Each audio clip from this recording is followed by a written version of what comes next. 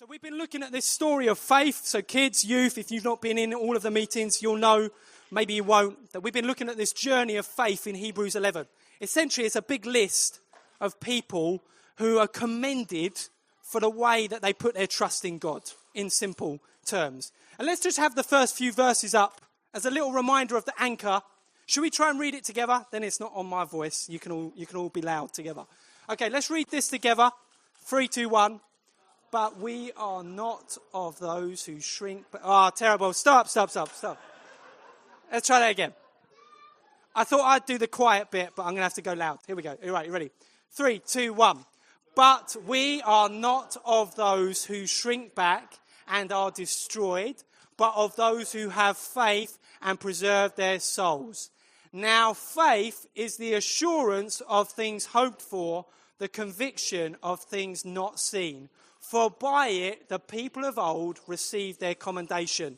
So that's been the anchor verse for us, describing what faith is.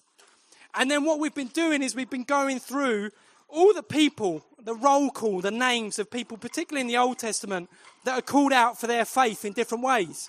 They're sort of mini biographies, essentially.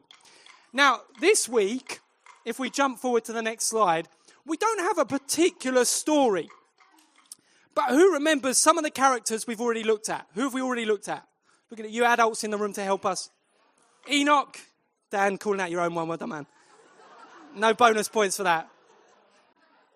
Sarah. Priya did a wonderful job talking us through Sarah last week. We've had Abraham. We've had Noah. Story of creation. Thank you. I'm glad that was my one. I'm glad that I remembered. Brilliant. So we've had these stories, and then particularly there's been a section on that old covenant story of Abraham, story of Isaac, Jacob, Sarah.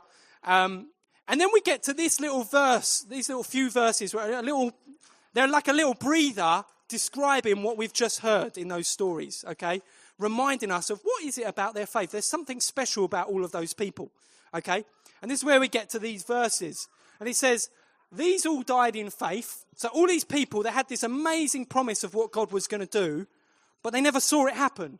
They all died in faith, not having received the things promised, but having seen them and greeted them from afar, and having acknowledged that they were strangers and exiles on the earth. For people who speak thus make it clear they are seeking a homeland. If they had been thinking of that land from which they had gone out, they would have had opportunity to return. But as it is, they desire a better country that is a heavenly one. Therefore, God is not ashamed to be called their God, for he has prepared for them a city. Now, I'm not going to go into too much detail. Alice is going to do the first couple of verses, and then Lian is going to help us with a couple of verses at the end. But what I wanted to do is just set the scene and remind ourselves of a really important part of our faith, which is that we play a very small part in God's big story. And I'm going to start by sharing just one person's story. Now, kids, who can you tell me, maybe not the most recent weeks that you've done, but whose story have you been looking at? Yeah, Naaman. The story of Joseph. Who knows the story of Joseph? Fantastic. A brilliant story in the book of Genesis. Let's throw up the next slide. It's my beautiful PowerPoint skills coming into play here. Okay, so what I wanted to do is I just wanted to get a sense of the big picture plan of God. This story of Joseph, Genesis 37 to 50, if you've ever read the book of Genesis, a huge part of it is just about Joseph's story. One person. It's an incredible amount of attention given to this one person. And there's a few bits. So kids, you might remember this from what you've just learned. He starts off, he has these dreams. His brothers don't like him. He's thrown into slavery. Then he's a servant in Potiphar's house and he does really well. But then he's in prison because he's falsely accused.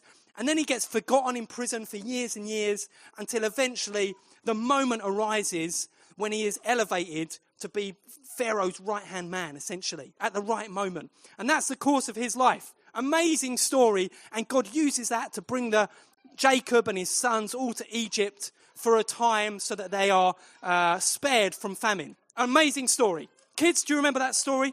You've just done it? Brilliant. So that's the story of Joseph, really important, one person, a huge part of the Bible. But let's go to the next slide, because Joseph's story actually, that's a lot of the Bible, but it's just one little part. Because actually, there's this much bigger journey going on from the covenant of Abraham all the way into Joshua when they conquer the promised land. Well, I've gone to 6-ish because that's when they capture Jericho. It goes on a lot longer than that, but I thought I'd pause it there. But essentially, that story of Joseph just comes in a little tiny bit. Because actually what's going on is there's this big promise to Abraham. There's the descendants of Isaac and Jacob and then their sons. And then we've got the people in Egypt being slaves. Then there's a story of Moses, isn't there, where they're rescued and they go through the Red Sea. Incredible. These are huge parts of the Bible.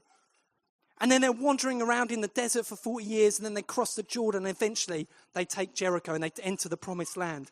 That story of Joseph looks now very small, doesn't it? That's part of God's much bigger plan. But let's zoom out again. Let's zoom out once more.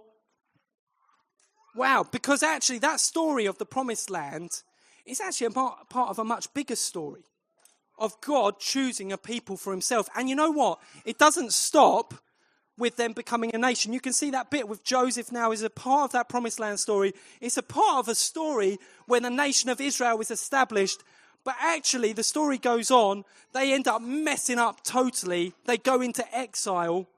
And then eventually, hundreds of years later, Jesus comes to be the Messiah, the Christ that was promised to save his people. And actually, when Jesus dies and he rises again, he then calls his disciples and he says, go and make disciples. And that's where we get to Acts and the early church of people who are following Jesus. It's the story of God promising that he wanted a people for himself playing out. That story of Joseph now looks really small, doesn't it? That's a tiny, tiny slither. But let's zoom out once more. Once more, zoom out. Wow. This is, oh, sorry, Dunny. Sorry. I'm much bigger. Sorry, just treading on kids here. It's terrible. Come to our all-age service. Get your kids trodden on. That's it. What a gospel that is. New creation. See, the true story is that what starts in Genesis 1 and ends in Revelation is a much bigger story of God creating a world and a people for himself, people made in his image. And a beautiful story that includes him choosing a people. It includes a promised land, includes Joseph's story. But actually, it's a story of him coming and making all things right. Jesus is the anchor point right in the middle. But we are living in this middle section, somewhere between the church and a new heaven and an earth that is promised in Revelation. And that's where we're living. We're living in a tiny little sliver. What is the point of this? Why have you done this, Brook? Well, look, this morning and those verses are all about people with their eyes on that end goal of a new heaven and a new earth, isn't it? They recognize, even though these are massive characters in the Bible, hugely significant, they recognize they have a part to play, passing on the promise of God, living for what it says is an eternal city. Something that will come in the end days where God will make all things new.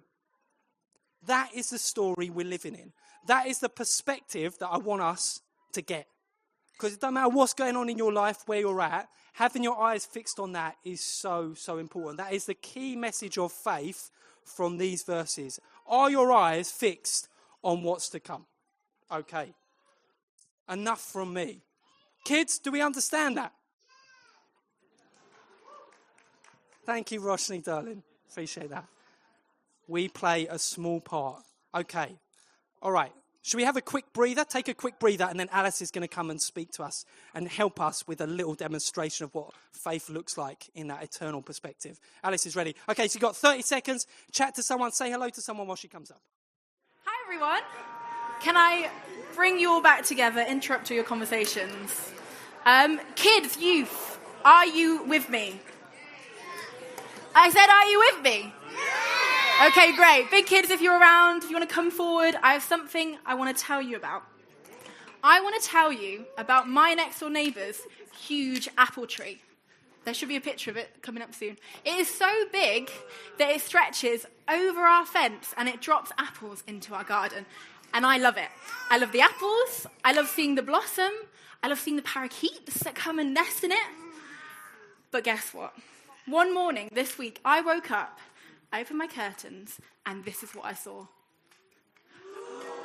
Isn't that the worst thing you've ever seen? I'm quite heartbroken about it, genuinely. And so I have decided that I would like a new tree. Can I have a volunteer to come and help me make a new tree? Do you want to come up, Naaman? Come up and help me. So I've got all the stuff that I need here. I've got a cup of soil, some seeds. If you want to plant it in this pot, I've even got some water. You can pop it in. Off you go. Make me a new tree. Yeah, start with the seed. Good start. Pop it in there. Maybe go in here and then pour the cup of soil over. Oh, put them all in. All the seeds. Why not? And then put this cup over. Yeah, that's it. Very good. And then now do you want to top it off with some water? Do you want to help with some water here? You can. Yeah, perfect. Ready? Let's give it a pour. Lovely. Perfect. Okay, great. You all done? All finished? Yeah. Okay. Wait, hang on a minute. It needs sun. I need sun. This is a bit awkward because I need a tree and this isn't a tree. Where's my tree? I need a tree now. Eat in the sunlight. And then am I going to get a tree? Am I going to get a big, tall apple tree? But you need to wait. Oh, that's right.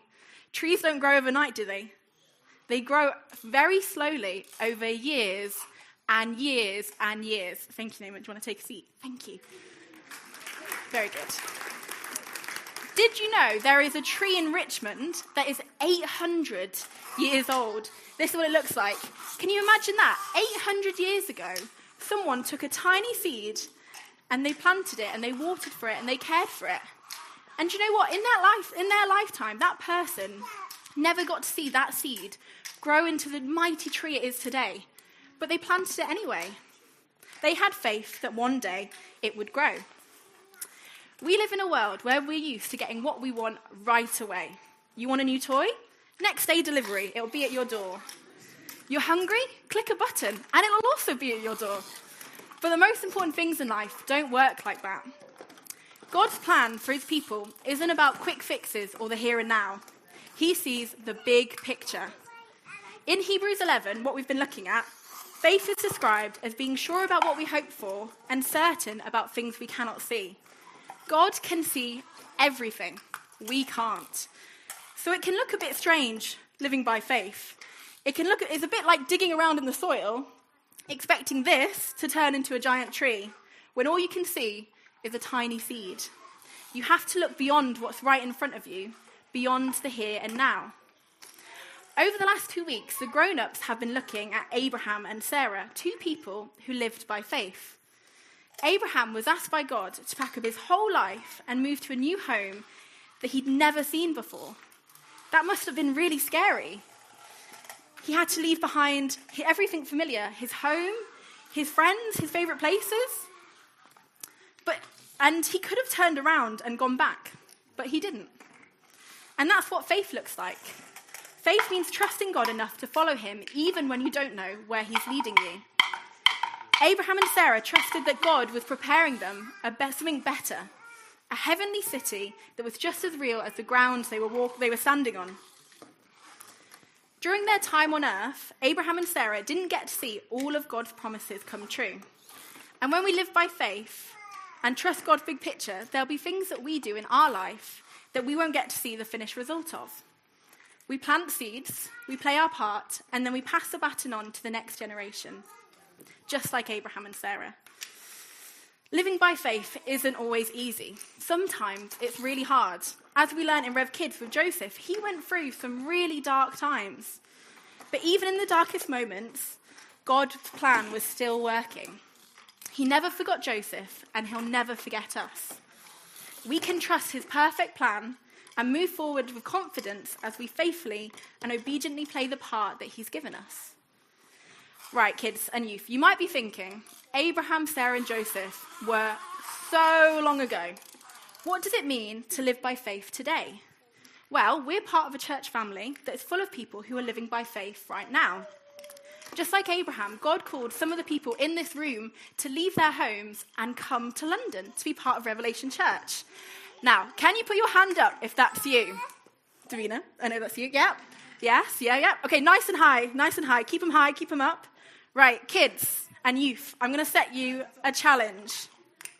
With your parent or guardian, can you find one of these people with their hands up and ask them to tell you their story of faith? Adults, you don't get off as well. Gather in, listen to these stories, and be encouraged by how God, the perfect plan, is working in people's lives today. So if you want to go now, hands up in the air. Actually, stand up. Stand up if you're... Yeah, let's see everyone. Perfect. Kids, pick someone, look at someone you're going to go to and speak to. Youth, have a look. Okay, great. Off you go. We play a small part, and we are looking towards something that God is doing that will only be revealed eternally. In those verses, it says, "But as it is, they desire a better country that is a heavenly one. Therefore, God is not ashamed to be called their God, for he has prepared for them a city." There's something about waiting, playing our part and waiting for a day when he will prepare a true homeland for us. We're going to continue on from where Alice left off, looking at verses 15 and 16 in Hebrews chapter 11, in which it says, "And truly, if they had called to mind that country from which they had come out, they would have had opportunity to return. But now they desire a better, that is, a heavenly country. Therefore God is not ashamed to be called their God, for he has prepared a city for them." Reading this as I was preparing for this Sunday, I was left with this question. What does it mean to desire a heavenly country? Especially as the lives we live right now and all that comes from living this life on earth are all very real. Heaven is probably not something we think about in our daily lives. Yet looking at this passage, heaven being the final destination was what the heroes of faith focused on, and they were commended by God for it. It's then important that we ourselves take hold of this spiritual reality and live with the eternal reality of heaven, that our lives right now are temporary. Because having an eternal perspective strengthens our faith, and it enables us to press on. How? Because our hope is moved away from what the world prioritizes and our experience of life right now, and instead, our end goal is the living hope of Christ and our eternal residence in heaven, where we'll be with him forever and ever. But it can be tricky to live in this eternal reality. As humans, we know of things having a start and of things having an end. It can also be hard to look forward to something that is to come when our lives right now and the highs and the lows we face are all very real. I believe an answer to living a life that longs for a better and heavenly country is found in Matthew chapter 6, 19 to 21, which should... thank you, Emma. So 6, 19 to 21, in which it says, "Do not lay up for yourselves treasures on earth, where moth and rust destroy, and where thieves break in and steal. But lay up for yourselves treasures in heaven, where neither moth nor rust destroys, and where thieves do not break in and steal. For where your treasure is, there your heart is also." You see, I think a sign of when we store up treasures on earth is when we begin living in fear, and we begin operating in the fear of losing what we prize here. As an example, you keep your faith hidden at work or at school because you are afraid of what others think of you, your treasure being other people's good opinion of you. Someone in your life could really need your help, and it will be an inconvenience, but you don't help them as much as you know you have the capacity to, because your treasure is your comfort. Or God could be calling you to make decisions and take action that require immense courage, but you are afraid and you don't step out because your treasure is an earthly sense of security. Have a think about treasures that you could be storing up on earth that are steering you away from a heavenly perspective. And I'm not saying that everything is bad or everything doesn't matter. Some things are good gifts of God: family, friends, good times, work, possibly school. But when they become an aspiration and our hope is pinned on God, and And our hope is pinned on God answering our prayers the way we want them to be answered, rather than a hope pinned on God himself, then this life becomes the priority. And all our thoughts and decisions become consumed with the things of this world and not of God. We become distracted by what is temporary and appealing now. And this doesn't bring peace, and this doesn't produce the faith we need to endure. Storing up treasures in heaven is hard, because you won't fully see these treasures, if at all, in this life, nor the immediate fulfillment of God's promises. It demands you to trust that God is faithful and trustworthy. It demands you to hope in what you cannot see, and this is faith. This is what he asked the heroes of faith to do, from Abraham and Sarah to Joseph, and this is what he asks us to do as well. Verse 16, Hebrews chapter 11, verse 16 says that because they trusted God, he was not ashamed to be called to be their God, and has prepared a city that is an eternal home for them and also for us. Making a stand at work or school could cost you. Living for Christ will cost you. But in turn, we are storing up treasures in heaven, which cannot be taken away and will be there for all eternity.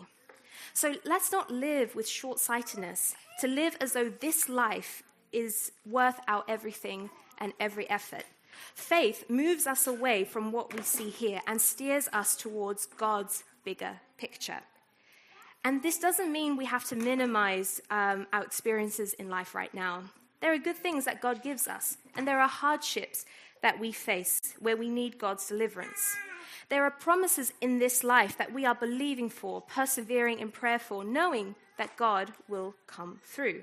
But even in these things, there's a far-reaching eternal value that the Bible gives us glimpses of.